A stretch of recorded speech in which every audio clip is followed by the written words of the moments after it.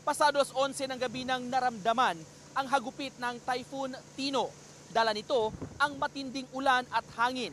Akala nga ng mga tao na humina na ang malakas na hangin at ulan. Pero pasado launa ng madaling araw, mas malakas na hangin at ulan ang bumuhos. Nagtumbahan ang mga motorsiklong nakaparada sa evacuation center. Alas 4 ng madaling araw, sumama kami kay MDRRMO Head Eric Barcelo na nagsagawa ng initial inspection. Sa mga bahagi ng highway, maraming mga poste ng kuryente at mga utilities ang natumba at nakahambalang sa daan. Sa isang banda, nahirapan si Barcelo sa pagtawid dahil sa kawad ng kuryente. Sa barangay Loyon Sawang, naabutan din namin ang team ng barangay chairman kasama ang mga barangay tanod na nagsagawa rin ng initial assessment sa kanilang lugar.